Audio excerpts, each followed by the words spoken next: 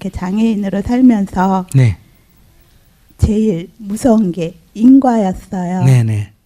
그러니까 불교를 처음 접하면서 인과를 알면서 그때 어렸을 때 제가 그래서 제가 이 인과를 더 짓지 않기 위해서는 누군가에게 그 보시라든가 그런 걸 받으면 안 되겠다 싶어서 모든 거를 제 스스로 하면서 살려고 노력을 많이 하면서 살았는데 또 살아오면서 보니까는요.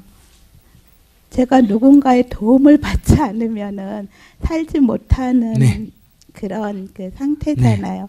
그래서 그곳에서 참 제가 요즘에 많은 고민을 하고 있어요. 그래서 저도 보시도 받고 싶고 또 저도 나름대로 보시도 하고 싶고 근데 제가 받아야 될 보시는 딱 정말 정해져 있기 때문에 안 받고 싶어도 안 받을 수가 없고 제가 보시를 하고 싶은데 제가 하고 싶은 거는 또 내 마음대로 이 육신이 움직여주지 않아서 마음하고는 달리 어떻게 하면 제가 앞으로 살면서 인과에서 내생에 벗어날 수도 있고 또 더 많은 인과를 짓지 않고 살 수 있는지 그걸 알고 싶어서요. 네. 좋은 질문 하셨어요. 갓난 아기는 제 혼자 살 수 있어요? 누가 돌봐야 돼요? 돌봐야 되죠. 돌봐야 되죠. 네. 그러면 엄마가 아기를 낳아가 돌봤단 말이에요. 네. 그러면 아기가 엄마한테 빚을 졌어요? 이거는 빚진 게 아니에요. 빚진 게 아니지요. 네. 빚진 게 아니에요. 어미닭이 병아리를 까서 병아리를 이렇게 달고 다니잖아. 그죠? 네. 근데 보통 새끼가 없을 때 어미닭은 사람이 이렇게 가면 덤벼요, 도망가요? 덤벼요. 새끼 없는 닭. 도망가죠. 도망가지. 네. 근데 병아리를 품고 있는 어미닭은 가면 날개를 이렇게가 덤벼요, 도망가요? 덤벼요. 덤비지. 왜 그럴까? 보호를 해야 되니까. 새끼를 보호하려고. 그럼 이거는 학습의 문제가 아니고 생명의 현상입니다. 자연 현상이에요. 그러니까 아무리 여기 망나니 같은 여자라도 아기를 딱 낳으면 그 갓난 아기에 대해서는 뭔가 자기가 노력해가 이걸 보호하려고 그래요. 근데 그것도 안 되는 여자가 있다 그러면 그것은 사람이 아니고 생명도 안 되는 거예요. 제비보다도 못하고 닭보다도 못한 거예요. 이건 생명 현상이에요. 윤리 도덕의 문제가 아니고. 그렇기 때문에 그 생명 현상인 윤리 도덕이 아닌 생명 현상은 빚을 졌다 안 졌다 이런 말할 수가 없어요. 이해하시겠습니까? 네. 예를 들면 내가 사과를 따먹었다고 내가 사과나무한테 빚을 집니까 안 집니까? 안 져요. 이것은 생명 현상이에요. 근데 내가 살기 위해서 사과 따먹는 거하고 관계없이 그냥 지나가다가 기분 나쁘다고 사과나무 가지를 부러뜨려 버렸다. 이러면 이건 빚이 됩니다. 아시겠습니까? 그러니까 어린아이가 어른으로부터 보호받아야 되는 것. 그러면 나이가 많이 들어가 7, 80이 됐는데 거동이 불편해 걷지를 못해요. 근데 옆에서 내가 부축을 해줘서 그러면 내가 젊은이로부터 내가 부축을 받았어. 그럼 내가 이거 빚이 될까 안 될까? 이건 안 돼요. 무슨 얘기 아시겠습니까? 그럼 내가 신체가 장애가 돼서 누군가로부터 휠체어를 밀어줬다든지 누군가가 나를 도와줬다는 건 빚 안 돼요. 그러니까 그걸 너무 민감하게 생각할 필요가 없어요. 첫째가 그러니까 우리는 내가 자식을 키워놓고 내가 네 키우는데 얼마나 고생했나 이렇게 생각하면 이건 올바른 태도가 아니에요. 그러니까 낳지를 말든지 낳았으면 20살 때까지는 키워야 돼요. 그것은 의무예요. 부모의 의무다 이 말이에요. 그런데 20살이 넘었는데도 돌보는 것은 자연현상에는 없습니다. 이건 그러니까 자연적인 원리가 아니다 이 얘기예요. 그러니까 내가 20살이 넘어가지고도 뭐든지 부모로부터 도움을 받는다면 이건 빚이에요. 그 다음에 내가 20살이 넘은 자식을 돌보는 건 자식한테 빚을 지우는 거기 때문에 자식한테 하나도 도움이 안 돼요. 근데 지금 대부분은 지금 20살이 넘는 자식한테 여러분들이 빚을 지우고 있어요. 그래서 자식은 20살이 넘었지만 성년이 아니에요. 미성년자예요. 그렇게 이렇게 미성년자로 계속 키우면 30이 돼도 미성년 되고 40이 돼도 미성년자가 되기 때문에 80이 돼도 자식을 도와야 돼요. 그러니까 사춘기 때 자식을 돌보되 사춘기 때 성년이 되도록 자립을 하도록 도와줘야 돼요. 그러니까 잔소리를 하지 말아야 된다. 그러니까 실수를 하더라도 자기가 실수하고 실패를 하더라도 자기가 실패를 하고 거기서 자기가 듣고 일어나서 서도록 도와줘야 돼요. 그런데 지금 인간이 다른 동물보다 낫다고 하지만 지금 정신 상태가 잘못돼 가지고 이 현대인은 다른 건 다 기술 개발 같은 거는 많이 했는데 이 생명의 원리에 어긋난 지금 삶을 살기 때문에 여러분들 삶이 이렇게 물질이 풍요롭고 여러 가지가 편리해졌는데도 삶이 옛날 사람보다 행복하지 않고 옛날 사람보다 고뇌가 더 많아요. 옛날에 우리 어머니 아버지들은 애들 7, 8을 낳아가 키웠어요. 낳아서 키울 때 힘들었어요? 안 힘들었어요? 먹고 살기도 힘든데 애 7 키우기 얼마나 힘듭니까? 그죠? 그래도 이 아이를 어릴 때 제대로 못 돌봐서 어미 역할을 제대로 못한 경우는 있지만은 그래도 15, 16살 키우기만 하면 그 다음에 자식으로부터 부모가 봉양을 받아요. 자식이 많은 부모가 노후에 좋습니까? 나쁩니까? 좋아요. 왜냐하면 자립하도록 키우기 때문에. 도와줄래야 줄 게 없으니까 자식이 저절로 자립이 된다. 나머지 머슴살이를 하든 뭘 하든 지가 살게 된다. 이런 얘기예요. 그러니까 부모를 봉양하게 되는 거예요. 그런데 여러분들은 자식을 30살이 되도록 돌봤기 때문에 그러면 더 많은 도움을 받는 게 아니고 죽을 때까지 돌봐야 돼요. 그래서 옛날 부모보다 지금 어릴 때 키울 때는 덜 힘들었는데 나이 들어서는 죽을 때까지 자식을 돌봐야 될 지금 운명에 놓였습니다. 이거는 자식 잘못이 아니고 우리 자식이 불효라서 그런 게 아니라 인간성에 대한 이해가 부족해서 그래요. 그래서 스님이 어릴 때는 끔찍히 돌보고 크면 정을 끊어야 된다. 이게 생명의 원리입니다. 또 다른 하나는 어린아이는 어른이 돌봐야 하고 노인은 젊은이가 돌봐야 하고 배고픈 자는 배부른 자가 먹여야 되고 배우지 못한 사람은 배운 이가 가르쳐야 하고 건강한 사람은 장애나 환자를 돌봐야 된다. 이것은 하나의 자연 원리입니다. 이거는 복이 되고 안 되고 이런 문제를 넘어서는 문제예요.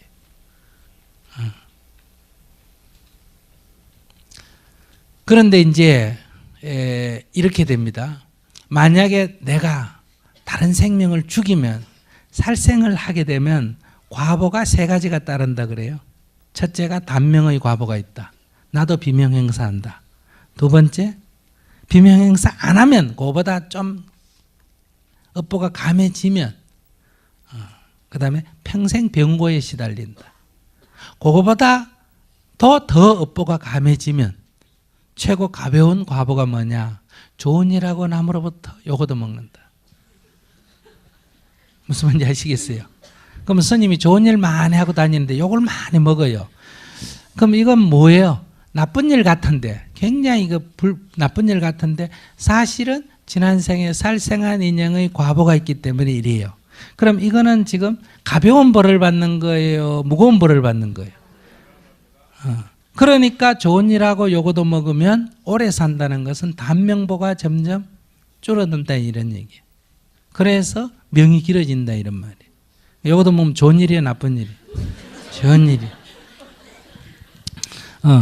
그럼 이런 얘기가 있는데 그럼 이거를 이제 어떻게 해석하느냐? 그러니까 뭐 하지 마라. 살생하지 말라는 얘기고 두 번째 반대로 내가 좋은 일하고 비난을 받을 때 이걸 억울해하지 말고 내가 지난 생에 이렇게 다른 생명을 해쳤더니 업보를 그대로 받는다면 죽어야 되는데 그래도 많이 감해져서 뭐 정도에서 끝났다. 요거도 먹는 데서 끝났다. 요거도 먹는 걸로 죽는 걸 면했다 하면 요도 먹는 게 복이요, 복 아니에요? 복이지. 그럼 요도 먹는 걸 복이라고 생각하는 사람은 이 세상 사는데 별로 걱정이 있을까 없을까? 없겠지. 이런 걸 수행이라 그래. 그러니까 이럴 때는 어떻게 봐야 되느냐? 신체 장애가 있는 사람은 누가 돌봐야 된다? 건강한 사람이 돌봐야 된다. 이렇게 봐야 되는 거예요. 이해하시겠습니까? 그러면 반대로 신체 장애가 있는 사람은 내 장애가 있으니까 당연히 나 돌봐야 돼. 이렇게 얘기하면 안 되고, 아시겠습니까? 이것은 내가 지난 생에 장애가 살생을 해서 내가 받은 과보니까 그래도 안 죽는 것만 해도 복이요, 복 아니에요? 복이지. 그러니까 남처럼 걷지 못하는 것을 생각하면 내가 불편하지만은 그래도 눈이 있어서 봐야 안 봐요? 네. 보지? 네. 말해요, 안 해요? 말해요. 법문 들을 수 있어요, 없어요? 들어요. 또 두 손으로 밥 자기 떠먹어요, 못 떠먹어요? 더 먹어요. 떠먹죠? 네. 또 이빨이 있어서 음식 씹어 먹어요, 안 씹어 먹어요? 씹어 먹지. 따져보면 좋은 거 많아요, 안 좋은 거요? 엄청나게 많아요. 그러니까 아이고 이만하기 다행이다. 아이고 이만하기 다행이다. 아이고 부처님 감사합니다. 기독교는 아이고 하나님 감사합니다. 아이고 이만하기 다행입니다. 이런 얘기예요. 그러니까 이런 원인을 다 없애버리고 결론만 딱 얘기하면 자기 놓여진 처지를 긍정적으로 생각한다는 거예요. 결과적으로 보면. 이해하시겠습니까? 긍정적으로 생각하면 누가 좋다? 자기가 좋아요. 어느 정도로 긍정적으로 생각해야 되느냐? 나 요 계단 내려가다가 발을 하나 탁 이렇게 엎질렀어. 그러니까 걷지도 못하게 잡았어. 그럴 때 딱 아픈 다리를 쥐고 아이고 재수 없이 그냥 오늘 아침에 그냥 마누라가 잔소리 하더니 다리가 부러져, 이렇게 생각하는 게 있어요. 그리고 절에 기도 갔다 오다가 넘어져 다리가 부러졌다. 그러면 어때요? 에이고 기도해봐야 소용없대. 이렇게 된단 말이에요. 그때는 어느 정도로 긍정적인 생각해야 돼. 이왕지 다리가 부러졌으면 안 부러진 왼쪽 다리를 얼른 쥐고 아이고 이건 안 부러졌네. 이렇게 생각해야 돼. 무슨 말인지 아시겠어요? 그러니까 오늘 기도한 덕으로 기도해봤자 한 다리가 부러졌다가 아니라 기도한 덕으로 한 다리는 안 부러졌다. 이렇게 생각하면 내가 좋고 부처님에 대한 신앙도 긍정적이 되죠. 근데 자기가 믿고 있는 신앙도 부처님도 부정하고 자기도 부정하고 이런단 말이에요. 그러니까 내가 이렇게 극단적인 예를 드는 거는 이 정도로 인생을 긍정적으로 생각하면 할수록 누가 행복하다? 내가 행복해요.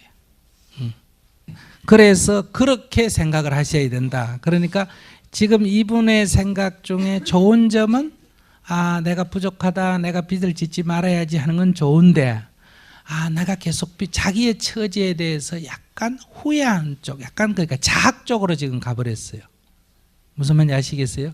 그러니까 도움을 받는 거에 대해서는 항상 감사하게 생각해야 돼요. 아이고 감사합니다. 그래도 대한민국에 태어났으니까 장애인이라고 장애 수당도 주고 안 그래요? 네, 요즘은 북한에서 태어났으면 줄까 안 줄까?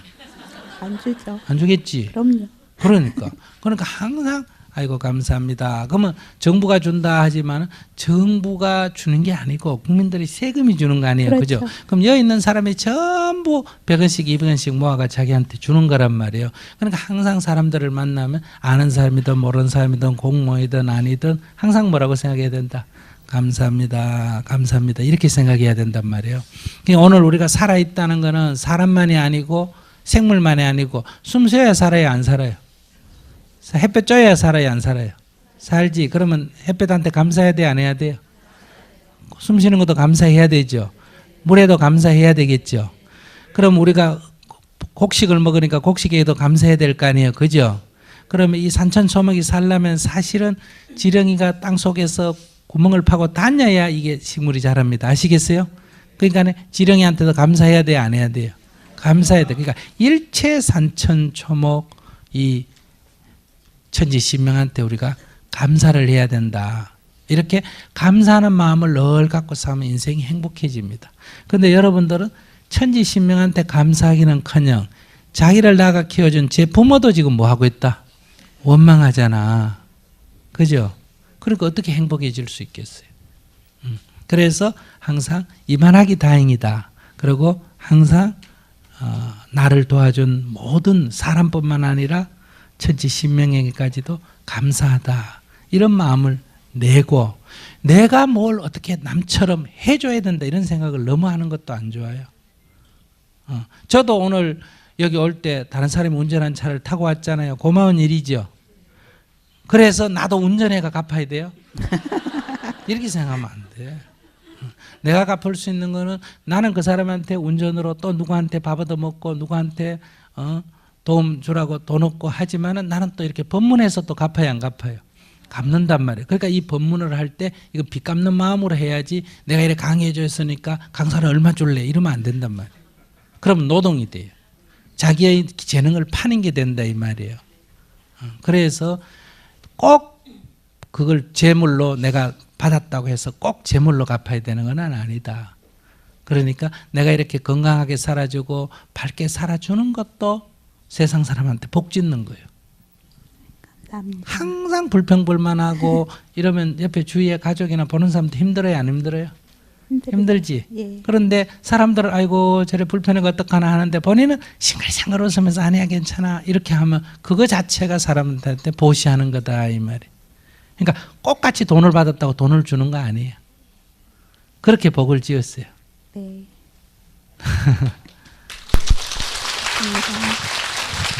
언니가 10년 넘게 우울증을 앓고 있는데 네. 요즘 삶의 이유가 없다며 네. 자꾸 이제 하소연을 하십니다. 네.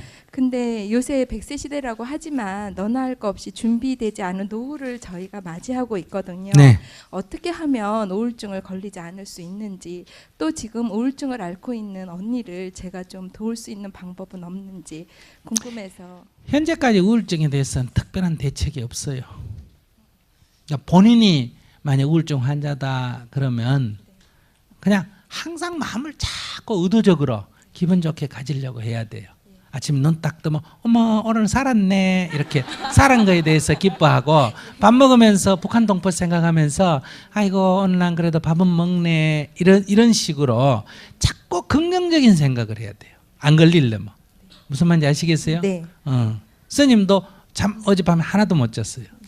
왜냐하면 1월까지 제가 미국에 있다가 월요일 날 와서 지금 이게 오늘 3일째 강연에 이제 시작해가 다니는데 시차도 첫째 극복이 덜 됐고 두 번째는 어제 해운대 법회 끝나고 서울 오니까 2시 반이더라고요.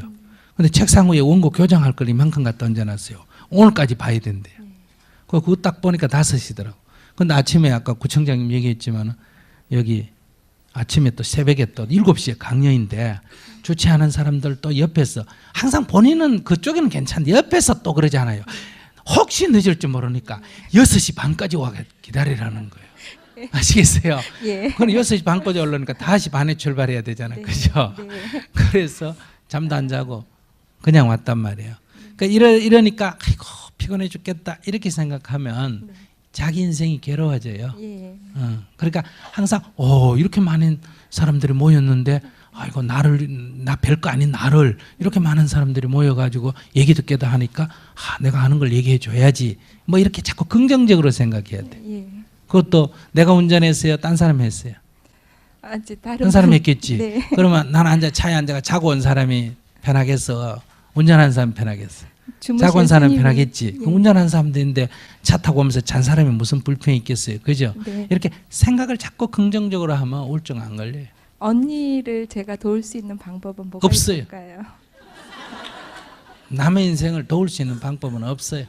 언니한테 가끔 가면 네. 그냥 재밌는 얘기를 해줘야 돼. 예. 아이고 언니가 우울증이라고 어떡하노 하면 내가 걱정을 하면 예. 우울증을 강화시킵니다. 아, 예. 그러니까 가서 언니가 우울증 환자든 말든 신경 쓰지 말고 뭐 재밌는 얘기하고 그리고 놀고 예. 이러고 오는 게 좋아요. 예. 예. 그리고 언니 전화 와가지고 뭐 죽는 소리 하면 네. 같이 이래 죽는 소리 하지 말고 네. 그냥 딴 얘기 재밌는 얘기 예. 화제를 확 바꿔가지고 예. 막 재밌는 얘기하다 끊고 예. 그 죽으려는 사람 어떠냐 죽겠다 내가 자살하려는 사람 중에 이런 사람이 있어요. 자살하려고 이 약병을 딱 가지고 산에 갔어요. 이제 자기 혼자 이제 걸어가지고 이제 길 저 위에 이제 올라가서 죽으려고 딱 있는데 차가 아마 차기를 따라간다. 차가 한 대 오더라는 거예요. 그러니까 차 저거 지나가면 죽어야지 하고 또 기다렸다는 거예요. 그래 또 있으니까 또 지나가 먹으려니까 또 한 대가 오더라는 거예요. 그래가지고 저거 지나가면 먹어야지 하고 또 기다렸는데 이번엔 사람이 하나 걸어오더라는 거예요. 그래서 그건 또 오래 기다렸다는 거예요. 그 지나가도록. 그래 3번을 기다리다 보니까 막 죽고 싶은 생각이 어디 가버렸더래요.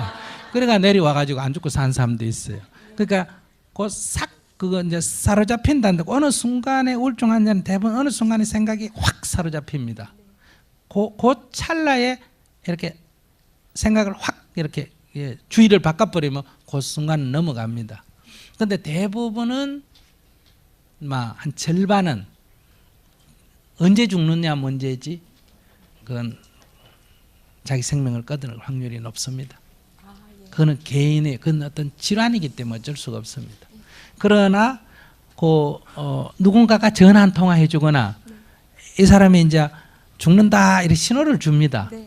근데 그게 한 번 딱 신호주고 그때 막 끝나면 끝나는 게 아니고 늘 신호주고는 또 안 죽고 신호주고는 안 죽고 신호주고는 안 죽고 이러거든요. 그래서 한 10번쯤 지나면 저게 맨날 말만 저렇지.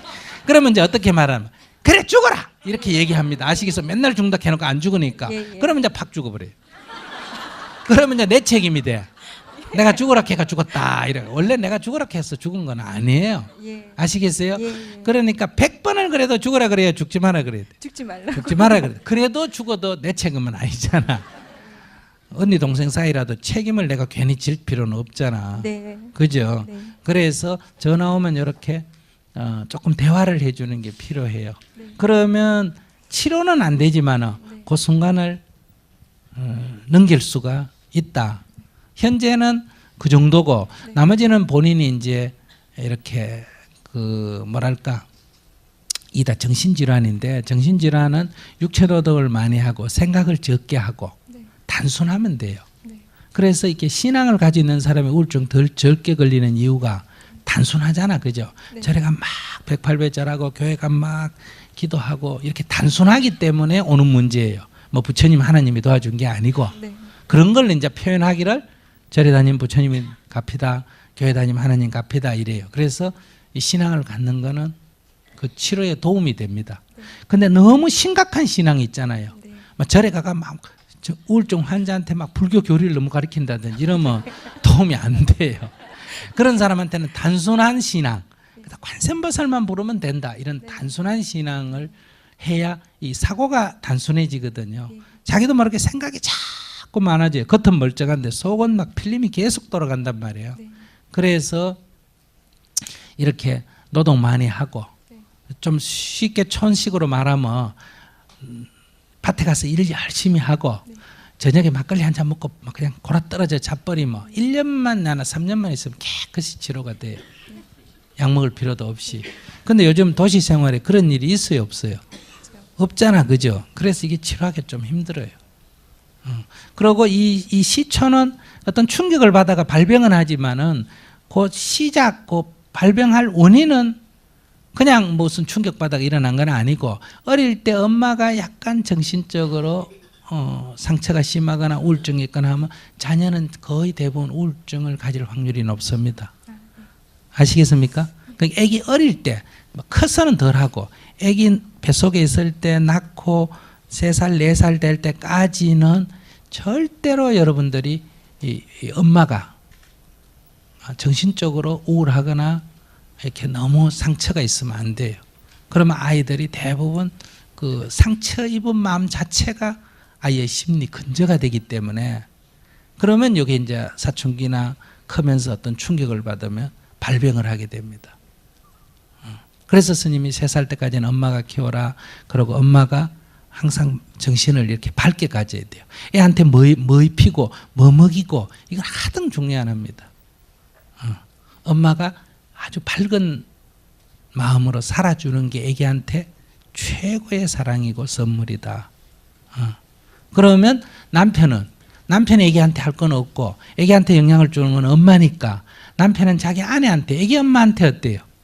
잘해주는 것이 아이를 위한 최고의 선물이다 이런 얘기예요. 그럼 시어머니는 누구한테 잘해줘야 돼? 손자한테 잘해줘야 되나 며느리한테 잘해줘야 돼? 며느리한테 잘해야 돼. 손자는 이뻐하면서 며느리하고 싸우면 애를 손자 버려요. 무슨 얘기인지 아시겠죠? 예. 이제 그런 게 그 원인이 있으니까 원인은 지금 이미 커버린 사람은 뭐 어쩔 수 없잖아, 그죠? 그러니까 환경을 이렇게 나쁜 환경을 좀 덜 만나도록 도와주는 게 필요해요. 그러니까 언니하고는 자주 전화로 이렇게 가벼운 대화를 해야 돼요. 네. 심각한 대화 하지 말고. 네. 언니야 잘 있었나? 야 오늘 뭐 먹었는데 맛있더라. 이러고 이제 대화하고 언니 전화 오면 가볍게 받아주고. 자기는 항상 기분 좋게 살면 우울증 안 걸려요. 네, 알겠습니다. 고맙습니다. 네. 이쪽에. 우리 아이가 장애한데요. 지금 중학교 1학년입니다. 근데 친구들하고 생활이 좀 어렵고 그렇다고 해서 지체장애이고 정신장애는 아닌데 친구들이 친구를 만들어주지 않고 왕따를 시키고요. 그럴 때마다 상처를 많이 받아서 집에 와서 저한테 얘기를 합니다. 어떻게 해야 되냐고, 엄마. 근데 제가 항상 그냥 참으라고 하고 제가 우리 아이한테 어떤 말을 해줘야 될지 앞으로 이런 일이 계속 있을 것 같아요. 지금 뭐 중학교 1학년이니까 앞으로 고등학교 사회에 나가서도 계속 이럴 텐데 제가 이럴 때 어떤 대답을 해줘야 되고 어떻게 해야 애한테 그 상처를 이겨낼 수 있는 방법이 뭔지 궁금합니다. 우선 장애아를 가진 부모로서 네. 어쨌든 일이 많지 않습니까? 그죠? 그런 어려운 가운데서도 이렇게 가정을 잘 꾸리고 아이들을 잘 돌보고 있어서 감사드리고요. 내 아이, 너 아이를 떠나서 이것은 우리 사회 전체가 함께 짊어져야 할 일인데, 이제 본인이 낳았다는 죄로, 지금 본인이 이제 다 소위 말하면 책임을 다 지고 있는 상태인데, 우리가 이제 이 복지사회를 만든다는 거는 그런 책임을 이제 가족에게서 또는 엄마에게서 조금 분산시키자는 거예요. 그러니까 엄마는 책임이 없다 이런 얘기가 아니라 한 절반이라도 좀 덜어주자 이런 이제 얘기거든요. 그렇게 하려면 정상아를 가진 부모들이 자기 아이들에게 그런 장애를 가진 아이들이 나와 다름이 없다는 평등하다는 것을 늘 얘기해 줘야 되고, 두 번째는 그걸 불쌍히 여기는 게 지금 핵심은 아니란 말이에요. 이건 적선이지. 나와 평등한, 나와 다름없는 똑같은 사람이라는 거. 그 다음에 요즘은 우리 사회가 아직도 어떠냐면 아이는 오히려 장애하고 애들 사이에는 되는데 그런 친구를 사귀면 부영이 어때요? 그걸 반대하는 경우가 많아요. 오히려 쿡 찔러가지고 사귀지 말아든지 데려오지 말아든지, 특히 남자 여자 여자끼는 덜한데 이제 남녀 관계로 사귀면 이제 많이 비판을 하지 않습니까? 그러니까 이런 것부터 정상화를 가진 부모들이 좀 각성이 돼줘야 된다.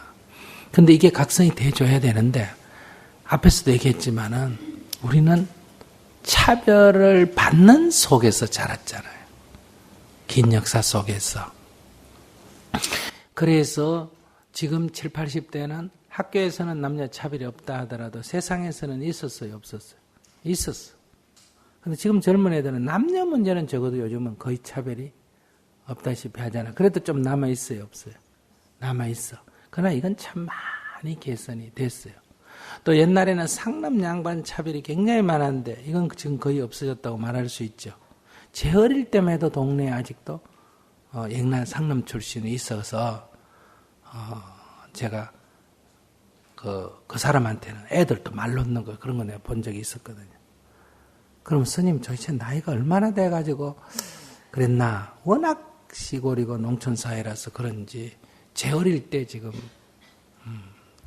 그걸 내가 지금 기억을 하거든요. 다 사람들이 그 사람한테 반말하는 걸 봤거든요. 젊은 사람도. 그리고 굉장히 이렇게 무시하고. 그 역할이 결혼할 때도 와서 시중을 뜹디다, 이렇게. 그러니까 옛날에 그 어쨌든 그 역할이 상놈의 출신이에요. 그런 게 남아있었다는 법률 다 없어졌는데도 관습을. 인도도 지금 그러거든요. 법률로는 전부 평등한데 제가 학교 짓고 있던 마을에는 불가촉 전면이지 않습니까? 이거는 아직도 브라만 집에 못 들어가거든. 집 안으로. 부정탄다고 해서. 교장 선생님이 브라만 출신이고 애들은 천민인데 애가 선생님 집에 못 가요. 선생님이 그런 게 아니라 집에서 어른들이. 그러니까 이것이 문화로 관습으로 남아있다 이런 얘기예요. 그러니까 지금 이 어른들을 어떻게 다 교육을 시키겠어요. 아무리 교육을 시켜도 그냥 옛날에는 조금 장애가 있으면 뭐라 했다. 사람이 조금 마음에 안 들면 욕을 해도 어떻게 했어요. 저 병신 같은 놈 이렇게 욕했잖아. 그죠? 그러고 이렇게 뭐 몸이 동작이 이상하나 다리가 쩔뚝쩔뚝하면 애들 사이에서 그거 흉내 내야 안 내요. 흉내 내죠. 지팡이 짚는 거 뭐 하는 거 늘 이렇게 장애를 흉내 내가 병신 흉내를 내잖아요. 이런 속에서 자랐기 때문에 이게 아직도 뇌리 속에 남아가지고 굉장히 이게 교육을 시켜도 이게 남아있다. 현실은. 그러니까 이거를 이제 장애가 있는 아이나 장애 보면은 이해를 해야 돼요, 안 해야 돼요? 해야 돼요. 이걸 억울해하고 분해하면 이 세상 다 하고 내가 싸울 수가 없다는 거예요. 그런 면에서 우리 교육이 국민 교육이 더 돼야 되고 아이들 학교에서 이 문제가 굉장히 교육이 돼야 돼. 그런 면에서 미국이나 유럽 같은 데는 이 차별이 굉장히 없습니다. 왜냐하면 그는 그만큼 역사적으로 있었기 때문에 우리는 급성장을 했지 않습니까? 그죠? 그래서 고맙게 생각해야 돼요. 이 차별이 있는 걸 갖고 문제 삼는 게 아니고 우리가 바로 몇십 년 전만 해도 이 차별이 아주 심했는데 그래도 빠른 속도로 개선돼 가고 있다. 이거를 엄마가 오히려 고맙게 생각해야지 이 차별이 있는 것만 갖고 유럽에 가히 없던데 미국 가히 없던데 이렇게 생각하면 이게 그렇게 인간 세상이랑 하루아침에 안 바뀐다는 거예요. 그래서 많이 남아있다. 무슨 말인지 아시겠어요? 많이 남아있다. 그러나 굉장히 빠른 속도로 개선돼 가고 있는 중이다. 이렇게 이해하셔야 되고 특히 아이들이라는 건 어리석다는 거 아니에요. 그죠? 어리석기 때문에 이런 걸 보고 저 어려우니까 도와줘야지 이렇게 생각하기보다는 오히려 흉내내고 비난하고 욕하기가 쉬워요. 우리 어릴 때 자라볼 때 다 안 그랬어요? 아주 10명 중에 1명 정도가 오히려 불쌍하게 여기는 이런 아이가 있고 대다수는 패를 모아가지고 어때요? 걔를 오히려 이렇게 못 살게 구는 게 이게 아이들의 특징입니다. 그러면 이것까지 개선하려면 가정교육부터 유치원부터 굉장한 이런 문제에 대한 교육이 돼야 되는데 우리 사회가 지금 주로 이 학습 위주로 가르치지 이런 인성교육이라는 게 없지 않습니까? 그죠? 그래서 이거는 거의 제대로 교육이 안 되다 보면 이런 문제가 생긴다. 그런 데서 이제 아이에게 이제 틈나는 대로 우리가 옛날에 어쨌고 아시겠어요?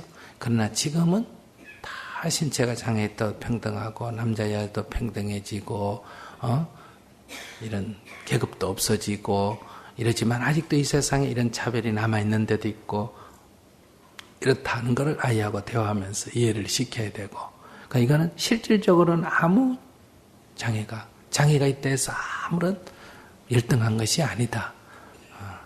부처님의 가르침에 의해서도 설명해야 되고 그러나 이 잘못된 관념을 갖고 있는 이런 사람들이 우리 세상 사람들이다. 이 문제만 아니라 아직도. 그래서 이런 문제가 발생하는데 특히 내 친구 또래 아이들은 아직도 어리석기 때문에 이런 현상이 일어난다.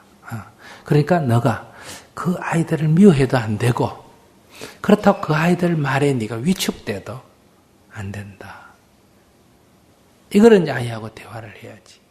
왜냐하면 내가 세상을 다 바꿀 수 없기 때문에 이 현실 속에서 그 아이들을 미워한다고 이게 해결이 안 되고 그 아이들의 자란 환경이나 역사적 배경을 생각하면 그만하기 다행이다. 이렇게 오히려 이해하는 게 낫다. 두 번째, 그렇다고 내가 그러면 이런 장애가 문제가 있냐? 본질적으로는 아무 문제가 없다. 장애는 열등한 것이 아니라 다만 불편할 뿐이다. 거기서 네가 자긍심이 있어야 된다. 거기에 위축이 되면 애들이 더 길을 세우거든요. 그럼 오히려 그런 빈 것이 웃으면서 이렇게 대응을 해나가는 너의 삶을 너가 개척해야 된다. 이렇게 이제 엄마가 늘 자신감을 갖고 얘기해야 되는데, 이거는 엄마가, 이 장애아를 키우는 엄마가 장애아로 인해서 힘이 겨워서 지치게 되면 자기 스스로 이런 아이를 둔 것에 대해서 제가 전생에 무슨 죄를 지었나지 이런 생각을 갖고 있으면 이런 아이에 대한 외부적인 이런 어려움이 닥칠 때 엄마가 당당해지지 못한다. 화를 내거나 남을 미워하거나 안 그러면 자기 신세 타령을 하거나 그러면 안 돼요. 그래서 우리가 헬렌 켈러 같은 책을 읽는 이유가 엄마가 그런 아이를 너무나 당당하게 키웠잖아요. 그리고 요즘은 미국 같은 데서 보면 입양할 때 우리는 그래도 인물 잘 생긴 거, 건강한 거, 온갖 거 다 따지고 입양. 그게 상품 사는 거하고 똑같아요. 그 미국에서 보면 자기의 둘이 셋이 키우면서 입양할 때는 꼭 어때요? 백인 하나고마다 흑인을 한다든지, 어디 버려진 아이를 한다든지, 오히려 장애를 어때요? 입양애가 키우는 경우가 있잖아요. 남해에도 장애를 데려다가 자기가 키우는 사람이 있는데, 내 아이인데 말할 것도 없잖아. 그죠? 근데서 내가 굉장히 이것을 자부심을 가져야 돼요. 엄마 자신이. 이걸 힘들어 하면, 아무리 의식으로 자부심을 갖겠다도 힘든데 무슨 자부심이 있겠어요. 그러니까 엄마 자신이 정진을 해야 돼. 엄마 자신 이 문제로부터 해방이 돼야 돼. 그래야 이게 아이가 되지. 아이가 거기에 대해서 위축이 된다는 건 엄마가 이 문제에 대해서 위축이 되고 있다는 거예요. 본인은 아이라고 할지 몰라도. 그러니까 본인이 이것을 좋게 받아들여야 돼. 아이고, 이 아이가 딴 집에 태어났으면 제대로 보살핌을 못 받을 수도 있는데 우리 집에 태어나서 다행이다. 그리고 나도 이런 장애아를 가짐으로 해서 어때요?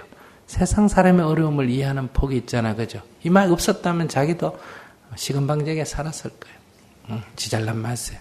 그런데 이름으로 해서 가난한 사람의 고통, 장애가 있는 사람의 고통, 또는 뭐 여러 가지 세상에 말 못할 그런 거 있단 말이에요. 그런 걸 이해하니까 아이고 부처님 감사합니다. 저한테 이런 깨우침을 주셔서 감사합니다. 이렇게 기도하면서 아이를 보살피고 아이하고 대화하고, 그 아이를 어떻게 할 것보다 자기가 먼저 당당해져야 돼. 이게 우선이. 그리고 아이에게도 그런 대화를 해야 돼. 그 아이 나쁘다 참아라. 이건 좋은 대화가 아니야. 그건 이제 불만을 가슴에 쌓는 거야. 그래서 장애아들이 이게 데모하거나 이럴 때 굉장히 폭력적으로 하죠. 왜냐하면 이게 불만의 사회가 있기 때문에. 굉장히 이게 막 화가 나면 막 폭력적으로 대응을 하거든요.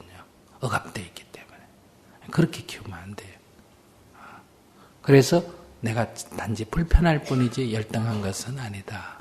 모든 존재는 다람쥐는 다람쥐대로 토끼는 토끼대로 각각의 존중받을 존재지, 토끼는 열등하고 사자는 우월한 존재가 아닌 것처럼, 남자는 우월하고 여자는 열등한 게 아닌 것처럼, 신체가 장애라고 열등한 게 아니다. 다만 불편할 뿐이다. 불편한 거는 개선하면 돼요. 노력을 하면 되고. 그런 자기 자세가 먼저 필요하고, 아이하고도 그런 식의 대화. 세상에 대해서는 저주하지 말고 이해를. 그렇다고 늘 이걸 그대로 받아들이라는 건 아니에요. 그러니까 아이도 이런 걸 개선하려면 자기의 전공을 어떻게 해야 된다. 다른 것도 취미가 있으면 할 수 있지만, 예를 들면 변호사가 된다 하더라도, 공부를 잘해가 변호사가 된다 하더라도 막 어디 가서 저런 돈 버는 변호사보다는 어때요? 이런 장애의 차별이 없게 하는 법률을 개정한다든지, 학교 선생님이 된다면 아이들에게 장애를 차별하지 않는 그런 교육을 시킨다든지, 무슨 말인지 아시겠어요? 행정관료가 된다 하더라도 그런 역할을 한다든지, 이런 방식으로 자기 진로를 잡으면 굉장히 훌륭한 사람이 돼요. 그래서 장애 중에도 이렇게 생각이 바뀐 사람 굉장히 훌륭하게 된 사람 있지 않습니까? 그죠? 그런 게 훌륭하다는 꼭 이름이 나야 된다 이런 의미로 말하는 거 아니에요. 자기가 당당해야 된다. 무슨 말인지 아시겠어요? 예, 알겠습니다. 네. 그래.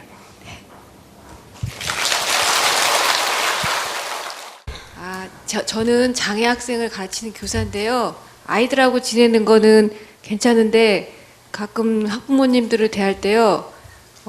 제가 이제 시간이 지날수록 내가 무심했구나, 내가 내만 생각했구나, 내가 부족했다는 걸 느끼는데 때때로 오히려 반대로 제가 이제 그분들은 나름대로 어떤 분들은 문제가 해결된 분도 있지만 힘든 분들도 계시거든요. 그러면 같이 있다면 제가 물들더라고요. 예를 들어서 그러면서 어쩔 때는 제가 상처를 입을 때도 있거든요.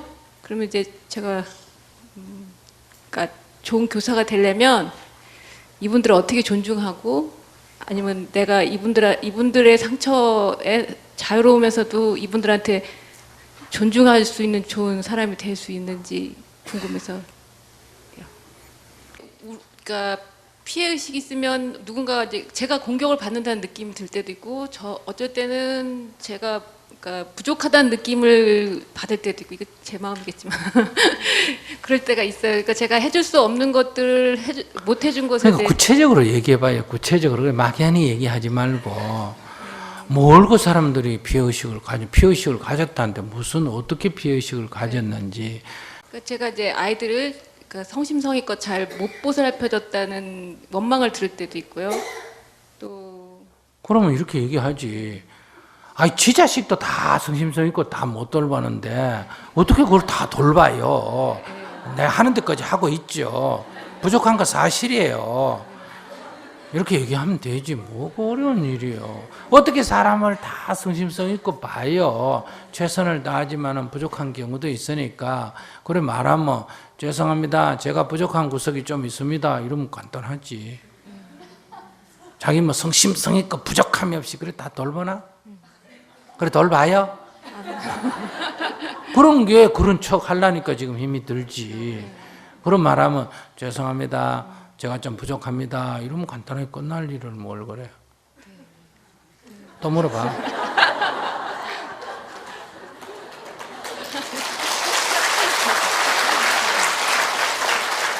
이게 구체적으로 얘기해야 스님이 조언을 해줄 수 있다 이 말이야. 막연히 어떻게 해야 됩니까? 그러면 무슨 말을 해줘?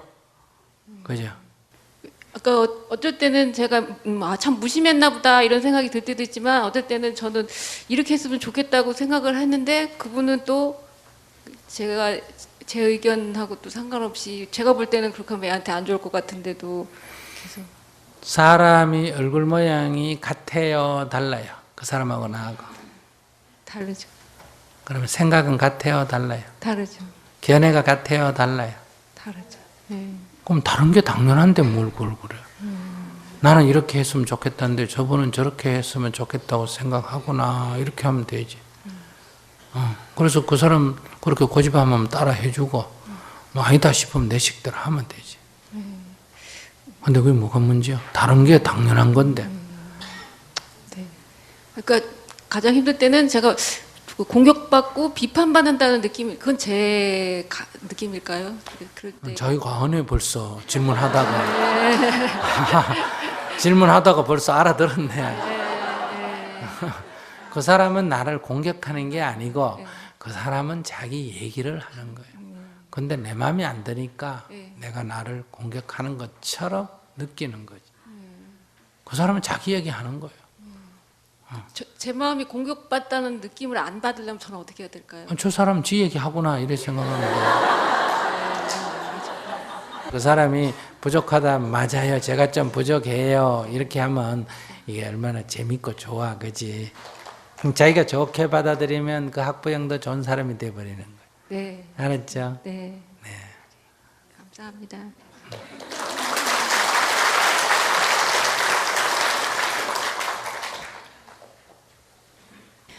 저는 올해 고등학교 입학한 딸이 있는데요. 예, 딸이 고등학교에 들어가게 되면서 제가 가족 봉사단을 가입을 했습니다. 네. 그런데 이 가족 봉사단이라는 걸 이제 가다 보니까 어쩌다 임원을 맡게 돼서 제가 원하지도 않는 이 봉사, 그러니까 처음에는 이제 학교에서 설명을 하기를 아이 봉사 점수도 채우고 이제 엄마까지 봉사를 하면 좋은 일이니까 이제 봉사를 하라고 해서 처음에 그럼 주말을 이용해서 봉사를 하면 좋겠다 생각을 해서 가입을 했는데 어쩌다 그 단체에서 임원을 맡게 됐어요. 그러다 보니 봉사의 양이 너무 늘어서 독거노인 도시락 배달도 해야 되고 아이는 또 그 한부모 가정 아이들이랑 결연을 해서 이제 2시간씩 아이랑 같이 지내주는 봉사도 해야 되고 또 장애우들이 있는 단체에 가서 아이랑 운동 도우미를 하는 봉사도 하게 됐습니다. 그래서 다른 거는 다 이제 제가 해보니 이제 3월 달부터 시작을 했거든요. 그래서 괜찮았는데 지난주에 장애우들이 있는 그 성재원이라는 곳을 가게 됐어요. 그런데 갔는데 제가 사실은 그렇게 장애우들이 많은 걸 처음 보게 된 거죠.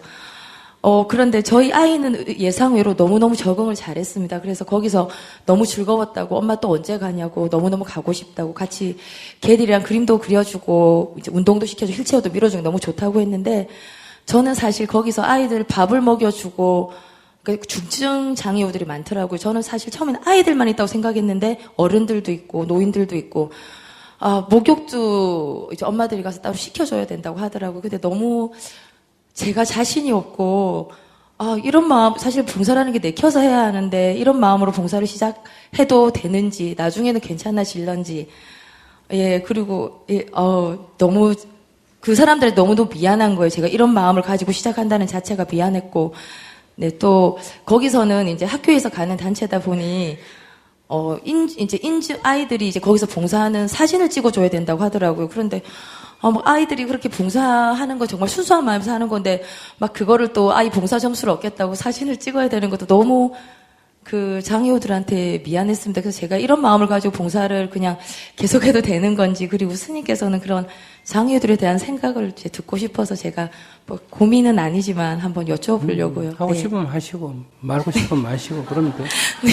그럼 뭐, 힘들어도 가서 한다고 그 사람들한테 장애도 안 되고, 네. 그래요. 근데 억지로 가서 할 필요도 없고, 또 힘들지만은 내가 하고 싶다면 내가 하는 거고, 내가 뭐 그런 마음으로 한다고 그 사람들, 걔들은 도와주는 게 중요하지. 그런 마음으로 하든 그런 마음으로 안 하든 건 별 상관없어. 네. 아시겠어요? 네. 그러니까네, 이제 배울 것도 많이 있죠. 왜냐하면 나도 지금 요번 주말에는 이제 노인들하고 하루 노는 날에, 이 바쁜 중에도 노인들하고 하루 놀아야 돼. 1년에 2차례씩 할머니들하고 할아버지들하고 노는 시간이 있는데, 또 장애들하고 1년에 2차례씩 노는 시간이 있어요. 네. 그런 날 가서 쉬기도 하고, 실제 장애자들하고 있어 보면, 조금 뭐 그런 것도 있지만 어떤 면이 있어요.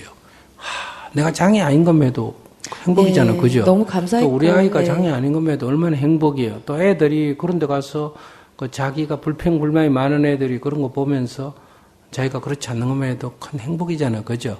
그래서 그 장애자들을 돕는 거는 도와주지만 사실은 내가 덕보는 거예요. 네. 가서. 그러니까 뭐 꼭 그걸 뭐 이런 마음으로 해야 되나 안 해야 되나 그런 거 따질 필요 없어요. 누구나 다 가서 상황이 다르니까 약간 좀 어색하지 않습니까? 그죠? 네. 하는 게 하긴 해도 좀 어색하잖아요. 근데 그건 몇 번 해보면 또 적응돼요. 네. 하다가 안 되면 그만두면 되고, 또 뭐든지 자전거도 한 번만에 터지는 거 아니잖아. 한 3번, 4번, 5번 가보면 또 적응이 돼요. 그럼 그런 마음을 가질 필요는 없이 그냥 가보면 해결이 될까요? 해보세요. 예. 네, 감사합니다. 안 되면 나중에 그만두면 되고.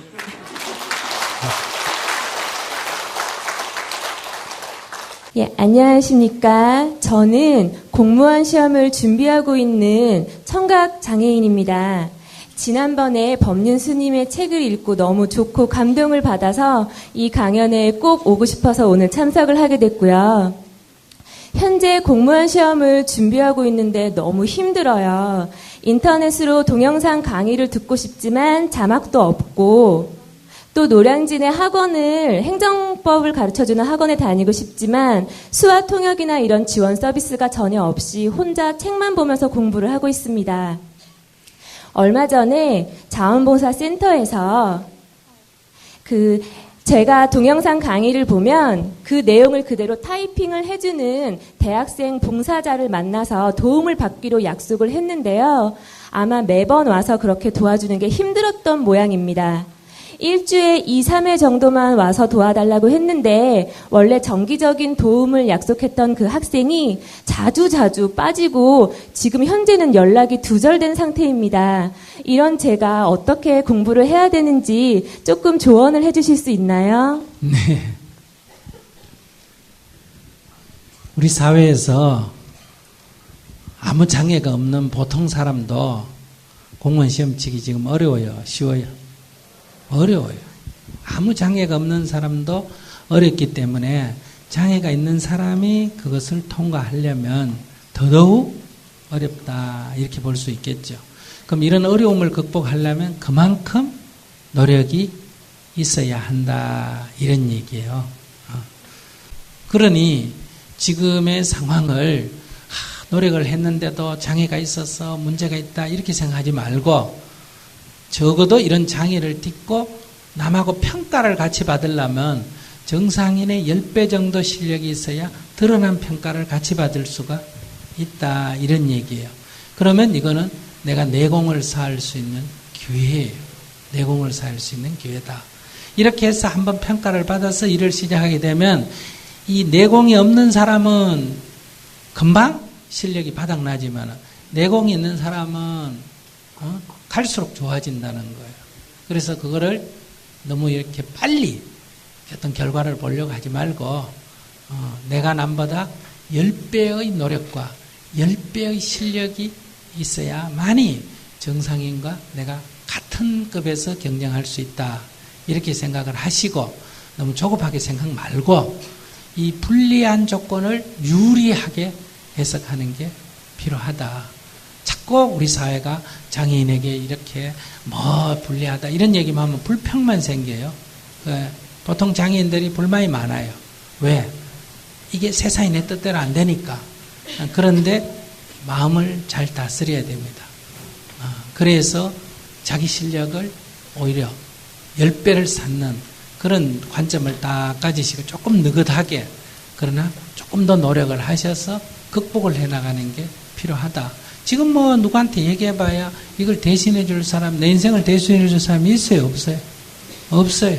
그러나 이제 공무원이 되면 자기는 어떤 역할을 해야 되냐. 나는 이런 어려움을 겪었지만은 내 후배들은 이런 어려움을 안 겪도록 해야 되겠다 해서 자기 능력을 어디다 쓰느냐.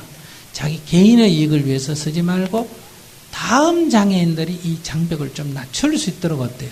거기에 투여하는 게 좋다. 이렇게 하면 내 후배는 나를 딛고 조금 쉽게 접근할 거고 또 그 뒤에는 조금 딛고 조금 쉽게 접근할 거고 그러잖아요. 결혼 애가 살면서 갈등을 일으키고 아까처럼 애가 말을 안 듣고 저런 문제가 있었다 할 때 여러분들이 얼마나 이거 유리한 공면이에요. 그럼 부부가 살면서 왜 갈등을 일으킬까? 이거 안 해본 사람이 연구하는 거하고 해보면서 연구하는 거 어느 게 더 빠를까? 해보면서 연구하는 게 훨씬 빠르잖아. 그죠? 남편이 바람을 피웠다 하면 화내고 성질내고 죽겠다고 하지 말고 야 20년 같이 살다가 바람을 피우다니 그 심리가 무슨 심리일까?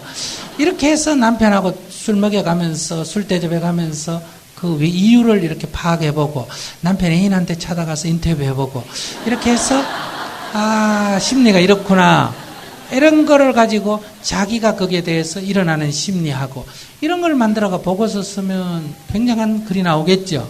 이걸 갖고 소설을 쓰면 베스트셀러가 될까 안 될까? 되겠죠.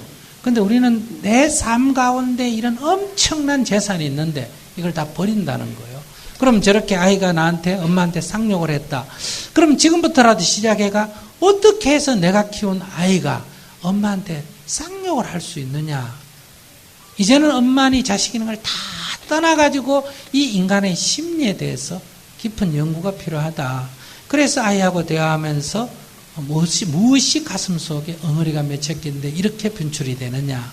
이걸 이제 하나하나 연구해보고 얘가 어릴 때 내가 경험했던 거, 얘 가졌을 때 내가 어떤 마음이었고, 얘 3살 때까지 어떤 마음이었고, 이런 거 다 생각하며 이렇게 일기를 써서 이 아이의 성장 과정을 쓰고 이렇게 저항적인 아이가 어떻게 변해갔는지를 써서 만약에 글을 낸다면 지금 청소년 문제에 엄청난 보고서가 되겠죠.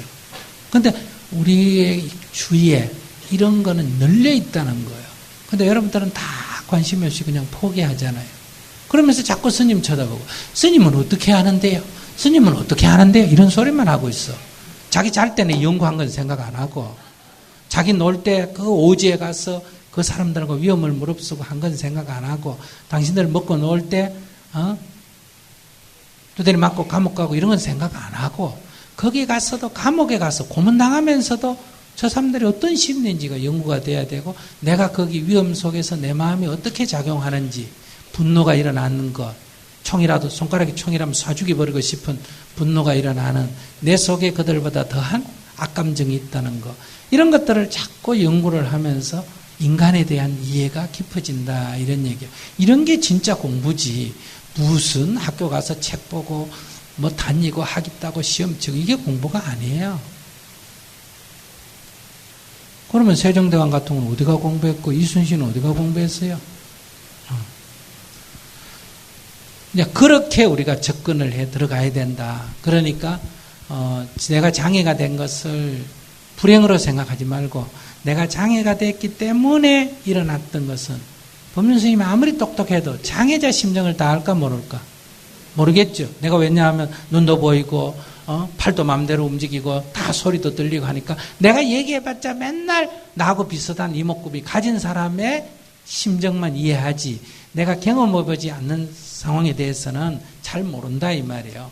그러면 자기는 이미 그런 자기의 경험의 소재가 있으니까 그걸 통해서 충분하게 자기에게 소화된 내용, 그걸 가지고 이후에 이 장애의 자들을 위한, 장애우들을 위한 역할을 자기가 어떻게 할 거냐. 우리 사회도 이제 조금씩 좋아지니까 이런 지체부자여나 장애아에 대한 어떤 혜택이나 이게 커져야 안 커져요? 커지지. 국회의원도 우리 할 때 1번을 무조건 줍니까 안 줍니까? 비례대표 1번을 무조건 배정하잖아요. 이런 식으로 이루어져 있기 때문에 이것을 불행으로 받아들이지 마라. 너무 조급하게 생각하지 마라. 항상 자기에게 불리한 조건을 뒤집어서 유리한 조건을 만드는 자가 어때요? 인생의 승리자가 된다. 이런 말씀을 드리고 싶습니다.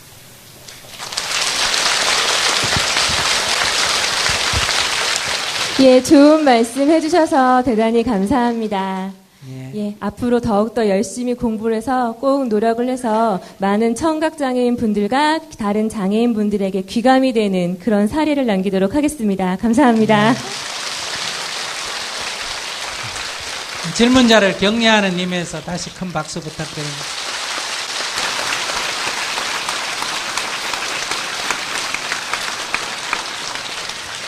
근데 질문하시는 분은 이런 장애가 있는데도 질문 자체가 굉장히 건강하죠. 굉장히 건강하니까 내가 이런 얘기 하는 거예요. 그 건강 아는 사람이 이리 질문하는데 내가 이런 얘기 하면 스님이 뭐 네가 알아서 해라 이렇게 팽개치는 같이 들릴 수도 있다.